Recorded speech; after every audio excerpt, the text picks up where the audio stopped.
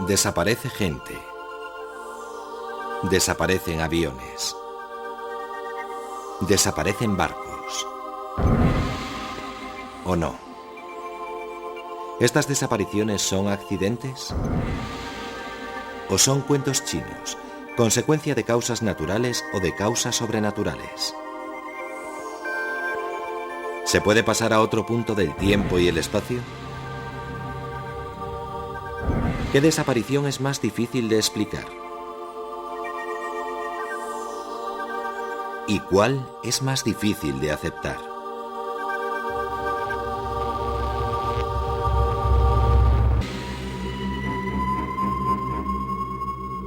El 23 de septiembre de 1880, David Land salió de casa y se adentró en su finca. Saludó al juez local que pasaba por allí. Al cruzar la finca se volvió hacia su mujer y sus 2 hijos, y entonces, a la vista de los 4 testigos, David Land se volatilizó. No había agujeros en el campo, ni ninguna indicación de cómo pudo desaparecer. Solo se encontró un rastro. La primavera siguiente, Sarah, la hija de Land, descubrió un círculo de hierba seca justo donde había desaparecido su padre. Algo le hizo llamar a gritos a su padre, creyendo oír un grito ahogado de él. Se esfumó y nunca se supo más de él.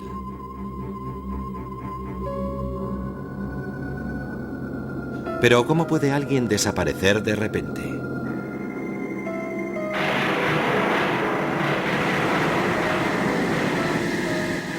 ¿De verdad pueden desaparecer personas y cosas sin dejar rastro, llevadas de nuestro mundo por algo sobrenatural? Para buscar la verdad hay que preguntar a los testigos, que siguen sin poder creer lo que vieron con sus propios ojos.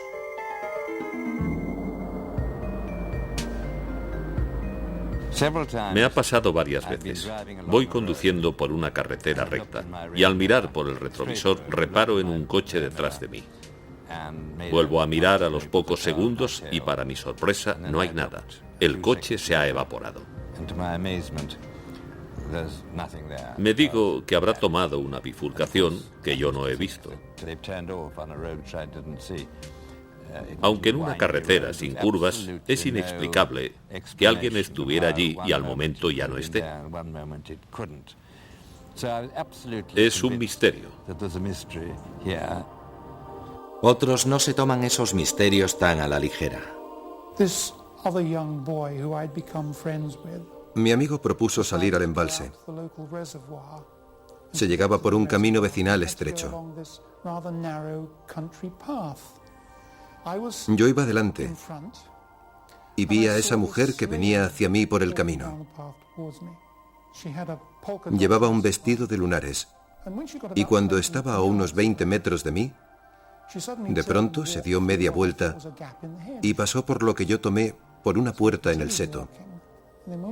Así que seguimos caminando, y al llegar a la altura donde creí verla desaparecer, descubrí que no había puerta en el seto, y que no había explicación a su desaparición. Todo parece indicar que se volatilizó. Una experiencia perturbadora, pero para Davis fue solo el comienzo. Como tantos implicados en desapariciones, su interés empezó a rozar la obsesión, pues se embarcó en una investigación de por vida y encontró historias en una fuente no por conocida menos inesperada. Elías es interesante porque era uno de esos profetas melenudos que de repente se materializa de la nada en el primer libro de los Reyes y luego desaparece.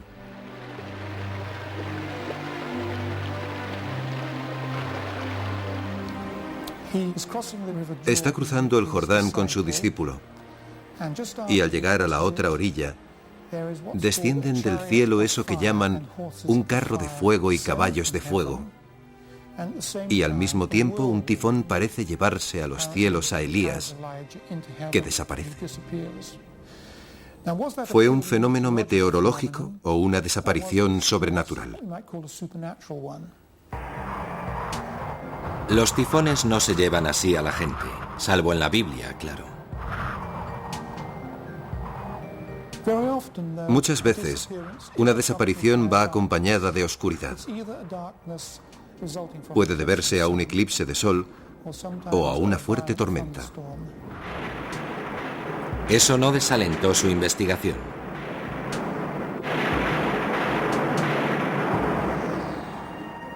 Como tantos obsesionados con las desapariciones, Rodney Davis siguió hasta la antigua Roma y el misterio de Rómulo, fundador de la ciudad. Existen 4, 5 o incluso 6 relatos distintos de su desaparición. Una versión dice que desapareció en el templo de Vulcano. Según otra, fue en un lugar llamado Marisma de la Cabra. En esta ocasión, hay tanto un eclipse de sol como una gran tormenta. En esa oscuridad desaparece y no se le vuelve a ver.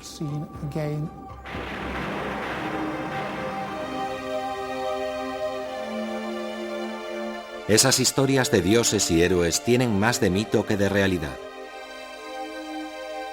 Durante siglos no ha pasado un solo año sin que alguien desapareciera.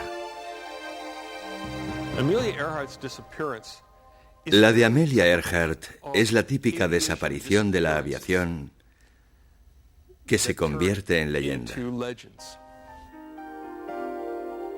Ocurrió hace 60 años y 1 millón de palabras. Y la leyenda sigue creciendo. Cuando desaparece alguien tan famoso y de modo tan misterioso, no podemos dejarlo correr. Necesitamos una explicación. El misterio da paso a la obsesión. Fanáticos como Rick Gillespie intentan localizar la tumba de su heroína. La obsesión de la propia Earhart era dar la vuelta al mundo, aunque fuera por la ruta más peligrosa, cerca del Ecuador, sobrevolando océanos. Su avión era un Lockheed Electra especialmente preparado. Su primer intento casi terminó en desastre. Pero Earhart no se amilanaba fácilmente. Aplazó el vuelo y el 20 de mayo de 1937 sobrevoló América hasta su primera escala en Florida. Según las malas lenguas, Fred Noonan, su copiloto, era un gran bebedor, pero Amelia confiaba en él, sobre todo por su conocimiento del Pacífico. En Miami se revisó a fondo el Electra. En la madrugada del 1 de junio reanudó su viaje. El mundo entero contenía el aliento esperando noticias de cada escala. Cruzó el Atlántico, sobrevoló el desierto africano y siguió hasta lugares de nombres evocadores, como Karachi, Calcuta, Rangún, Bangkok. Tras algunos contratiempos menores y una tormenta monzónica, el 1 de julio llegó a Papúa Nueva Guinea. Había logrado recorrer 22.000 millas. La etapa siguiente era la isla Howland, un punto diminuto en el Pacífico Sur de 3 kilómetros de largo y 800 metros de ancho. Era un territorio americano de importancia estratégica. Estados Unidos sospechaba que Japón concentraba fuerzas militares en la región.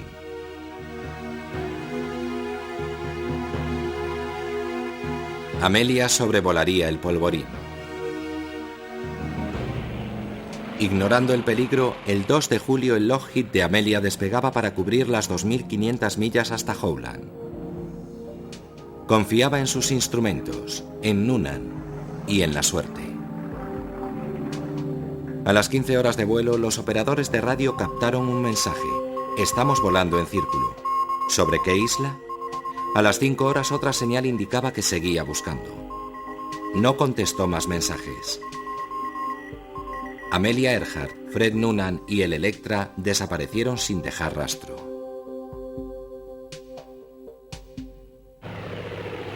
Casi un centenar de aviones peinaron el Pacífico. No encontraron nada. Durante la búsqueda, se creyó oír sus llamadas de socorro. Se esperaba encontrarla en cualquier momento. Pero no fue así. Se pusieron muchas esperanzas en el rescate y en el éxito de tanto despliegue naval, pero fue inútil. Lo único que aparecieron fueron rumores. Se barajó su captura por los japoneses o que hubiera partido en misión de espionaje.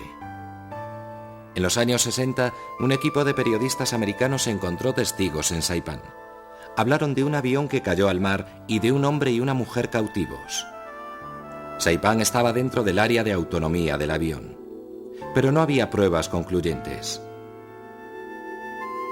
Entonces Gillespie tropezó con algo que otros habían pasado por alto.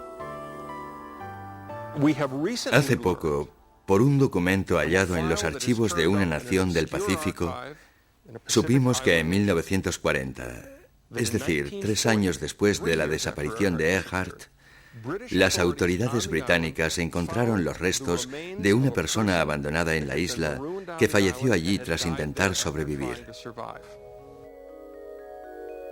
Para entonces, la historia de Amelia Earhart tenía el sello de una desaparición clásica.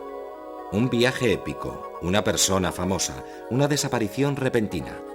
Para una legión de fanáticos que peinaban tierras y mares buscando su rastro, el viaje a la isla Gardiner era irresistible. En ese mismo sitio encontramos fragmentos de un zapato. Se trata de calzado americano de mediados de los años 30.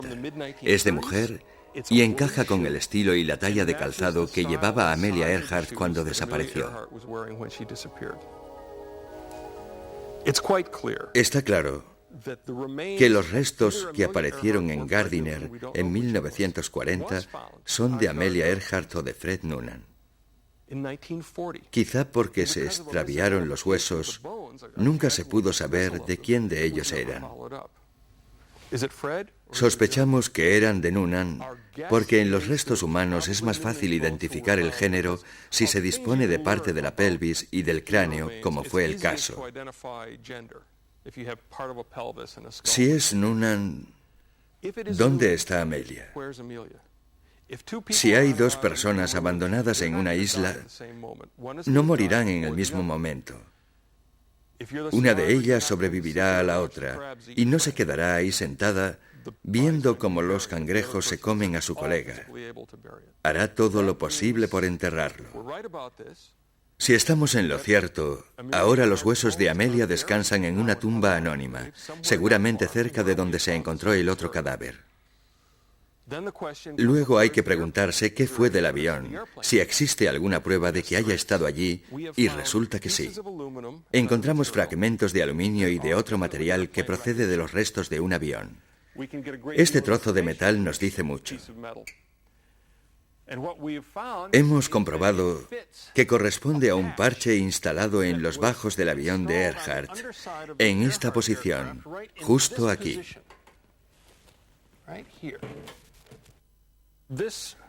Este fragmento es plexiglas y tiene un grosor determinado y una curvatura precisa que permiten identificarlo como un fragmento de ventanilla lateral del Lockheed Electra de Earhart. Y también es muy importante que no corresponde a uno de los aviones de la Segunda Guerra Mundial que había por la región. El último mensaje de Earhart decía: estamos en la línea de posición. No habían divisado Howland y la buscaban volando a lo largo de esa línea. Si Noonan calculó mal la línea de identificación, esta debió ponerles sobre la pista. Volando en esa línea debieron sobrevolar la isla Gardiner.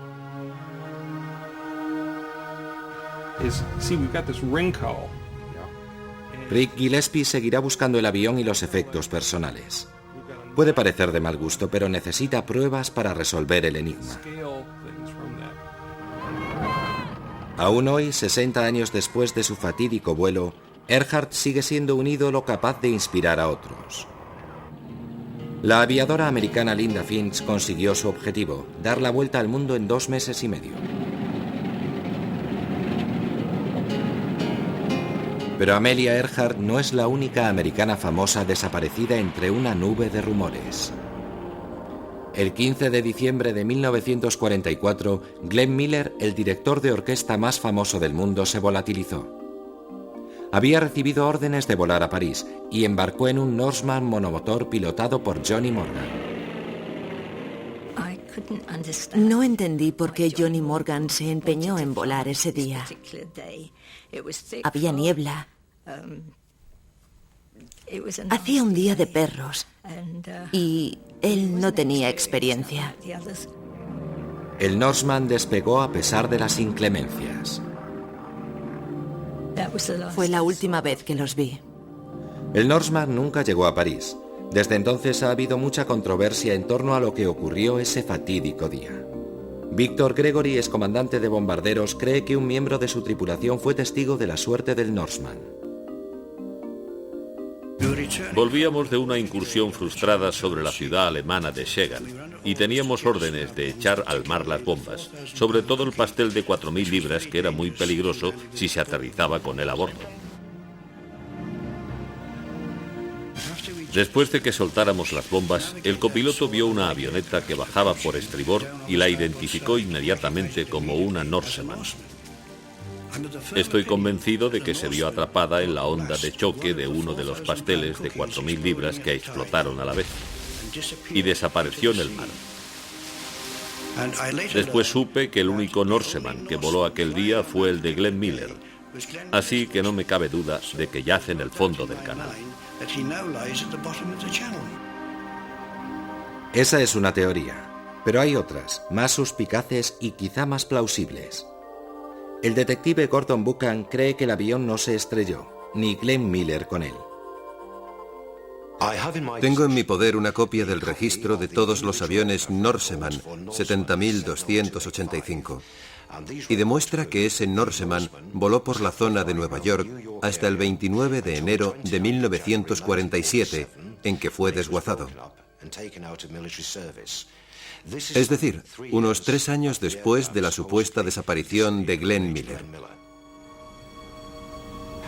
Cuando hice preguntas y llamé a varias puertas del Ministerio de Defensa, esas puertas se cerraron rotundamente. Nadie, al parecer, quiere hablar de la desaparición de Miller. Otros también creen que ha habido una tapadera de alto nivel. Un alto oficial dijo a Udo Ulfkott que la inteligencia estadounidense se había inventado la historia de la desaparición, por motivos de delicadeza y de decencia. Después de 1945, cuando la inteligencia alemana cooperó con la americana, los americanos mencionaron que Glenn Miller no murió en ese accidente de avión. Los alemanes quisieron saber qué pasó, y los americanos dijeron, bueno, murió en una casa de putas, pero por entonces no podíamos contar eso a la gente, así que inventamos la versión de que murió en un accidente de avión. Para confirmar esto, la familia de Glenn Miller tampoco cree en un accidente. Mi padre Herb, hermano menor de Glenn, no se tragó los cuentos que los militares contaron a la familia. Creía que Glenn padecía una grave enfermedad, cáncer quizás, porque Glenn fumaba como un carretero. En las últimas fotos que tenemos de él, sus uniformes cortados a medida le vienen grandes, le sobran por todas partes. Mi padre cree que murió de muerte natural. Como en tantas desapariciones, escasean las pistas, aunque puede haber una en la última carta de Miller enviada a su hermano Herb. Cuando recibáis esta carta, ya estaré en París, lanzándome en picado sobre el canal. Lanzándome en picado sobre el canal. Y de repente aparece alguien con su chapa de identificación y seguirá llegando gente con esas ridículas y estúpidas teorías. Y creo saber qué nos diría hoy Glenn si pudiera hablar. Diría, no intentéis averiguar qué me pasó. Los misterios son buenos para el negocio.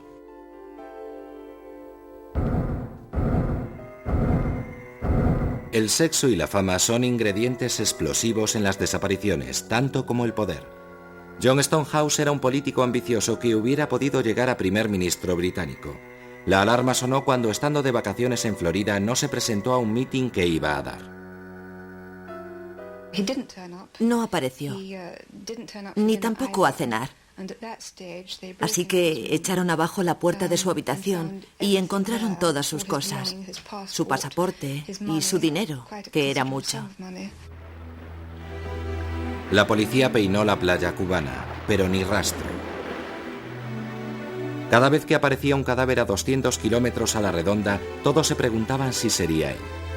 Corrieron rumores de que tenía problemas financieros, lazos con la mafia, o de que era un agente secreto, y él sin aparecer. Debió ahogarse. Le damos por muerto. Aunque entonces no lo supiera, la policía tenía en sus manos una prueba de peso, su pasaporte. John Stonehouse había leído este libro de Frederick Forsyth. El chacal desaparece asumiendo la identidad de un fallecido. John Stonehouse había acudido a esta tienda de su circunscripción para investigar la historia de un votante fallecido llamado Clyde Markham. Un año después, la policía australiana irrumpió en una casa de Sydney. La verdad salió a la luz. Agobiado por las deudas, Stonehouse había organizado su propia desaparición. He sufrido traumas porque algunos de los ideales por los que he peleado durante 30 años de intensa vida política se han quedado en nada. Eso me afligió, me afectó mucho. Es uno de los motivos por los que me vine abajo. Stonehouse estaba acabado, acusado de 21 delitos, entre ellos fraude y usurpación de identidad. Pero Stonehouse desapareció ante todo por un lío de faldas, con su bonita secretaria, Sheila Buckley. Fue su afán por verla lo que puso a la policía sobre la pista de su escondite.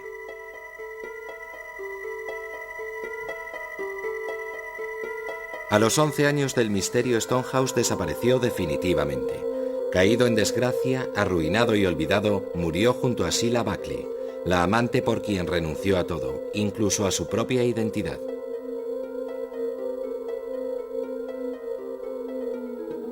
Si la desaparición de aficionado de Stonehouse se debió al más trivial de los motivos, otros son más calculadores y profesionales. La pista la encontramos de nuevo en el título de esa novela de Frederick Forsyth, pero esta vez la desaparición es mucho más siniestra. Durante los años 70 y 80, las ciudades europeas se convirtieron en blanco de las acciones terroristas de varios grupos clandestinos.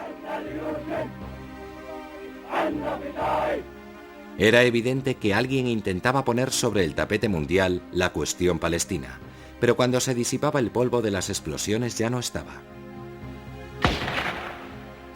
Ocurrió de repente. En Londres atacaron a Lord Schiff, destacado sionista y presidente de Marks & Spencer. Se abrió la puerta del baño y entonces vi una pistola. Eso fue todo. Entonces, en 1975, se produjo el ataque más audaz en la sede de la OPEP, en Viena. Hubo 3 muertos y se tomaron 11 rehenes, entre ellos algunos ministros. Los liberaron tras un vuelo al norte de África. ¿Quién era el cerebro? ¿Esta oscura figura que estrecha la mano de un prisionero y abraza al ministro venezolano del petróleo? Se le puso un apodo, Carlos el Chacal, porque desaparecía utilizando disfraces y nombres prestados. Una redada en un piso franco de Londres permitió dar con una pista. Una anotación en un libro que apareció en un arsenal dio a la prensa el verdadero nombre. Por fin el Chacal tenía una identidad. Ilich Ramírez Sánchez. Quería ser una estrella y tomó la vía del terrorismo para lograrlo.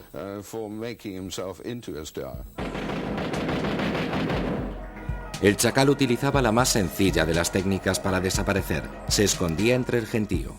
Aunque lo buscaban en Europa, frecuentaba pisos francos en Inglaterra y Francia y se escurría cambiando de identidad y de pasaporte. Solo durante los años 70 usó más de 20 identidades distintas. Y tenía amigos secretos e influyentes. Si se estrechaba el cerco, contaba con apoyos suficientes para desaparecer en Europa del Este o en Oriente Medio. Pero la perseverancia del periodista David Yallop acabó dando con él. Es el hombre más buscado del mundo, número 1 en la lista de Interpol desde 1975. Bueno, pues está aquí, en Damasco. Digan lo que digan a Saad al-Idubar, jefe de los servicios secretos, sé que está aquí. En agosto de 1994 le abandonó la suerte. El hombre que durante 2 décadas despistó a la policía fue detenido en una clínica de Jartum cuando estaba anestesiado. Las fuerzas de seguridad sudanesas lo entregaron a Francia. A finales de 1997 fue condenado a cadena perpetua por matar a 2 agentes franceses. Carlos no volvería a desaparecer. La mayor parte de las desapariciones humanas se pueden explicar por sentido común o fuerzas naturales, pero hay algunas que desafían toda lógica y parecen sobrenaturales. Algunas de las más sonadas se han producido en la costa sudeste de América, una pequeña zona famosa por sus inexplicables desapariciones, el llamado Triángulo de las Bermudas. Hay docenas de relatos de barcos, aviones y personas desaparecidas en extrañas circunstancias,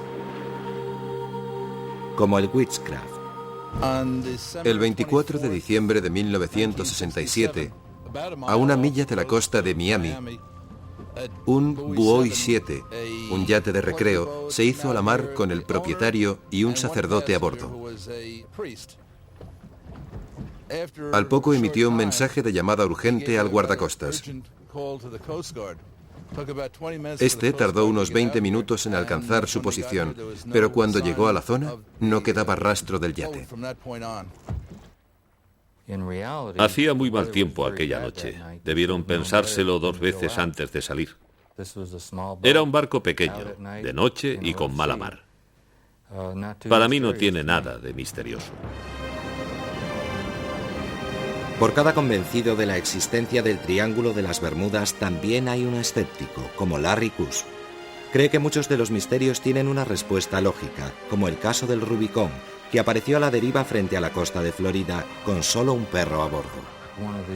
Se desató sobre La Habana uno de los huracanes más fuertes de todos los tiempos. El Rubicón estaba en el puerto, sus amarres se rompieron y el barco salió a alta mar a la deriva hasta que dieron con él.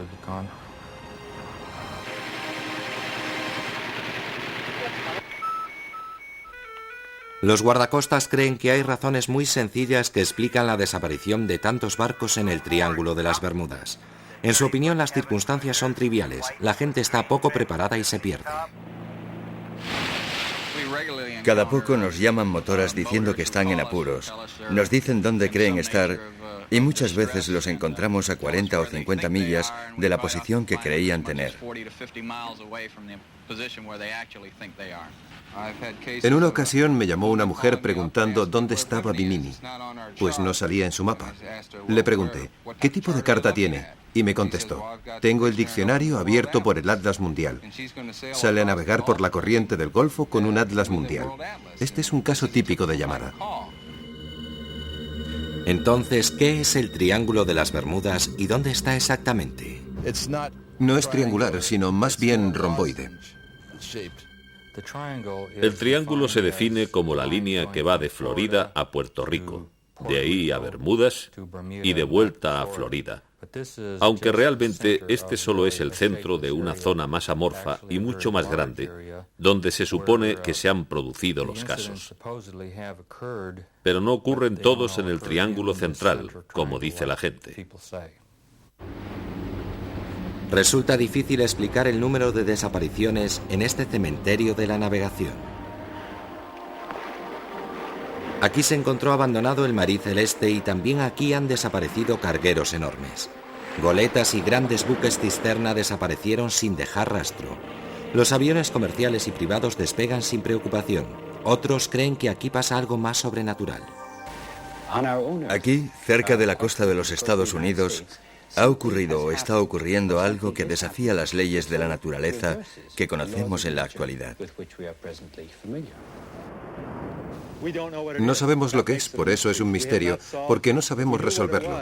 Si supiéramos qué hay ahí, no sería un misterio. Usted no me estaría filmando y yo no habría escrito un libro sobre el tema.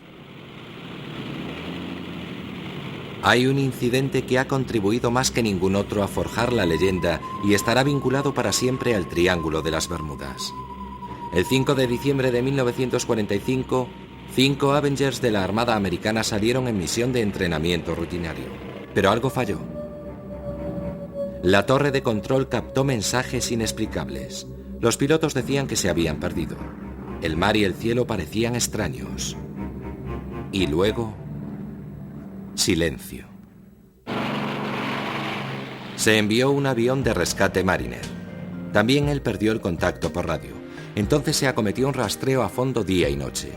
Se habían esfumado 5 Avengers, un Mariner y 23 tripulantes. Jamás se encontraron supervivientes ni restos del naufragio. Entraron en el triángulo diabólico y no volvieron a salir. El misterio no era tanto cómo se habían perdido, sino cómo pudieron desaparecer. Bueno, los Martin Mariners tenían un historial de explosiones. Llevaban varios miles de litros de combustible y lo que pasó es que el avión explotó en pleno vuelo a los 27 minutos de despegar, como vieron varias personas desde un barco de la Armada.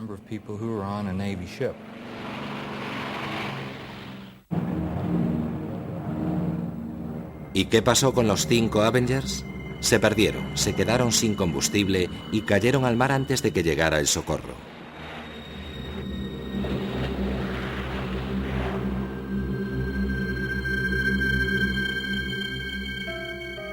La historia del vuelo 19 se ha incorporado a la mitología popular. De vez en cuando aparecen noticias de que han reaparecido aviones perdidos. Una versión afirma que estuvo dando vueltas sobre el desierto cuando lo devolvieron los extraterrestres que lo secuestraron en 1945.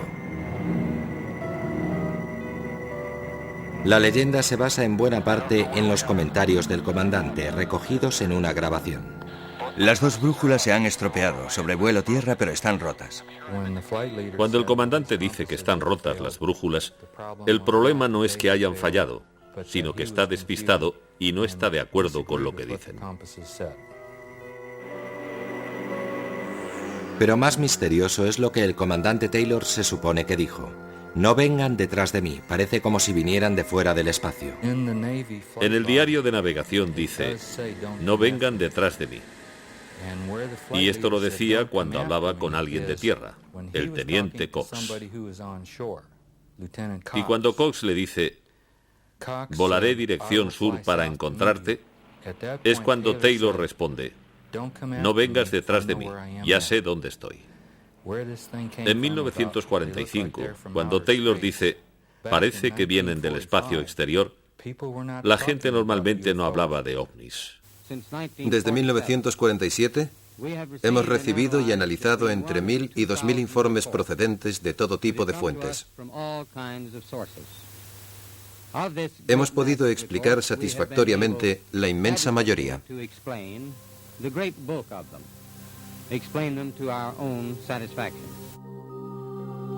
El único problema de los desmentidos oficiales es que la gente los toma por una prueba más de que se están ocultando los hechos. Pero algunas de las pruebas de las visitas de naves espaciales son increíbles.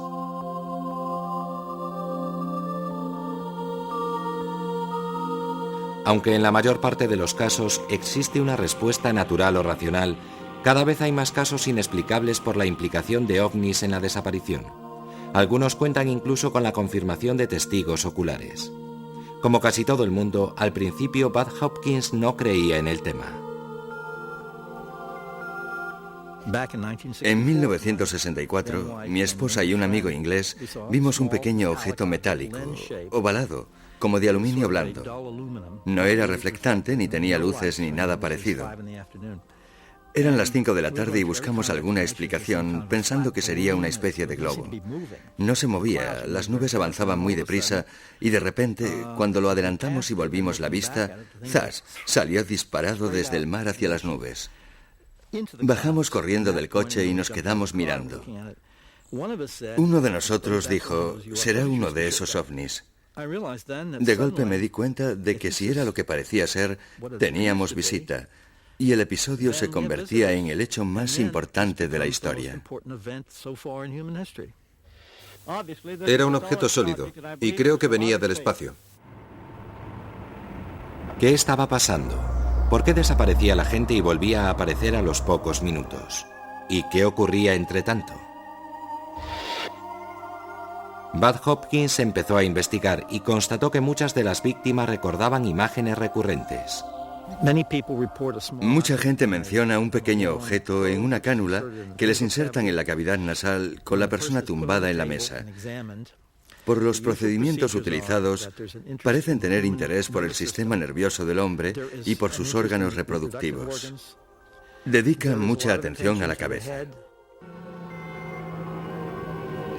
Esta explicación de que la gente desaparece un rato para que los extraterrestres puedan examinar la humanidad puede parecer increíble, pero Hopkins cree que hay casos fuera de duda. El caso de abducción más importante que conozco es el de Linda Cortilla. Ocurrió en Nueva York en noviembre de 1989.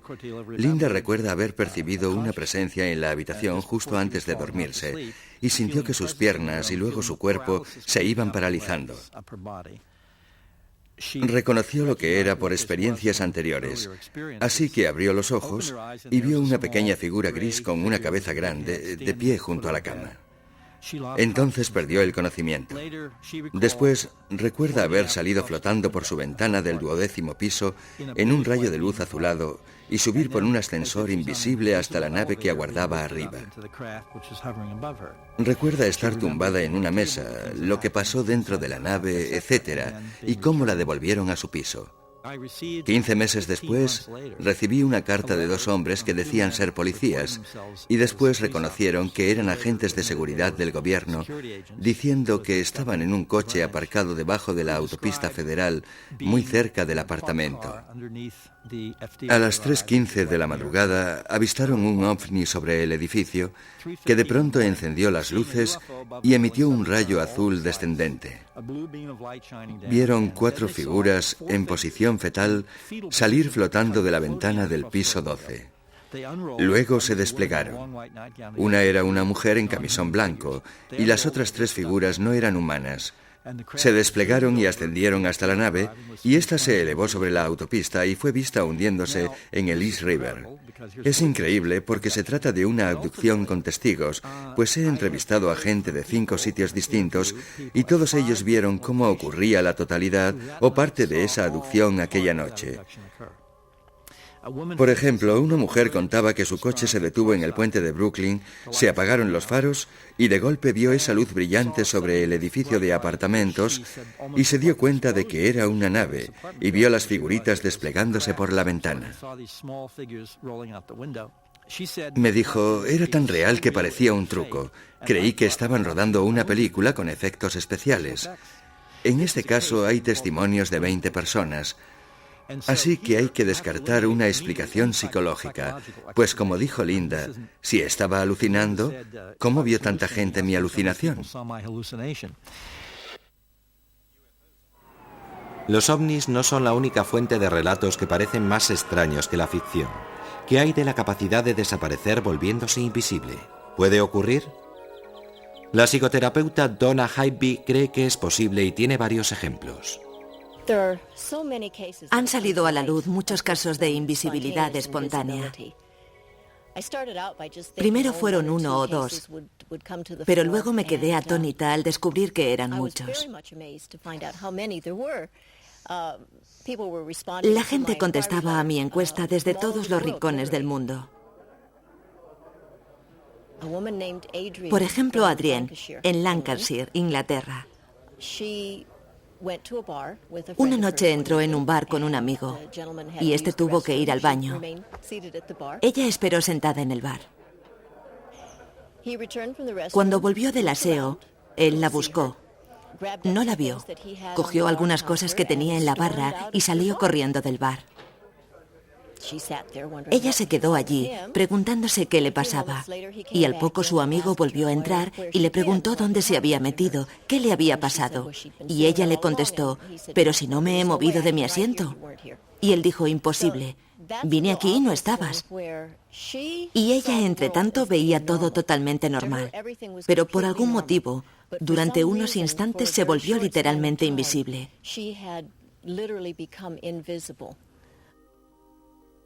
En otra ocasión, esta mujer quiso comprobar su sensación de que era invisible. Así que entró en el aseo de caballeros.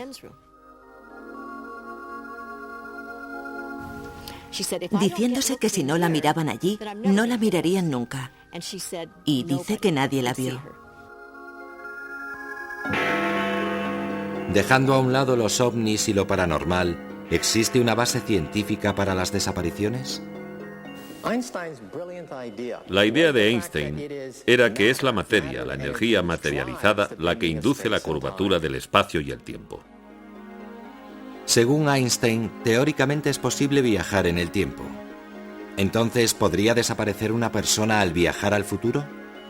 Para que esto funcione, Einstein sugirió un concepto asombroso, llamado antimateria. Si tuviera gran cantidad de esta antimateria o densidad de energía negativa, podría producir una deformación del plano temporal. Al provocar esta curvatura negativa del espacio y el tiempo, este se vuelve más lento y permite hacer cosas que aterrarían al más entusiasta de la ciencia ficción.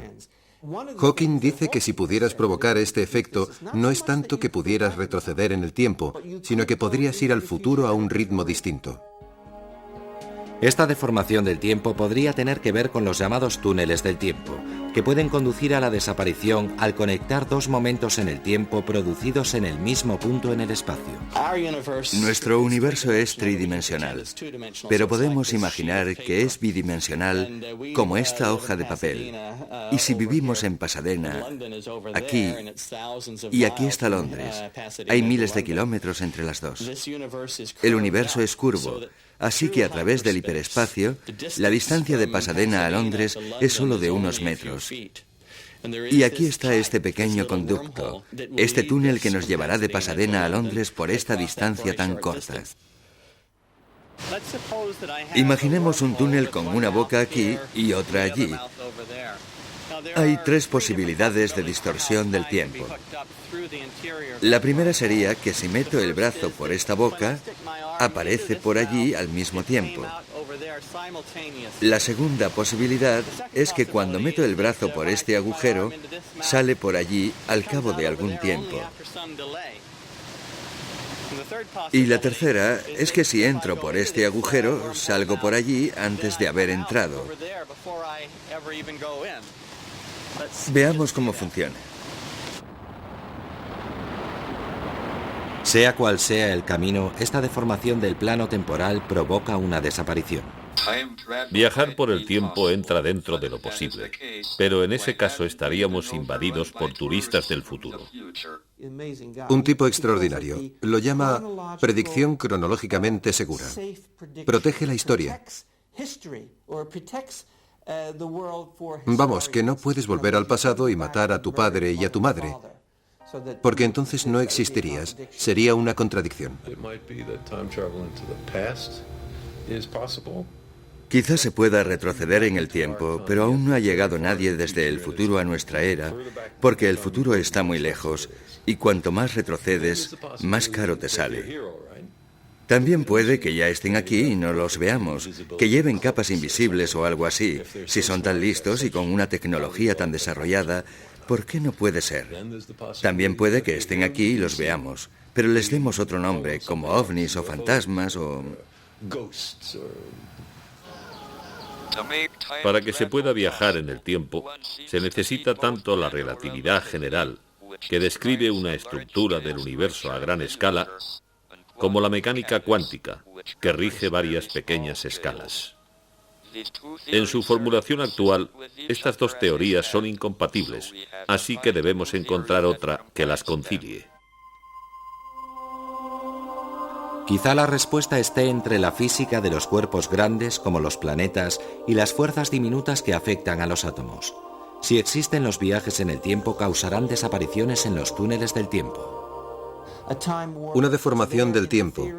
La teoría de que entras en un túnel del tiempo, desapareces y sales en un punto distinto del tiempo y del espacio.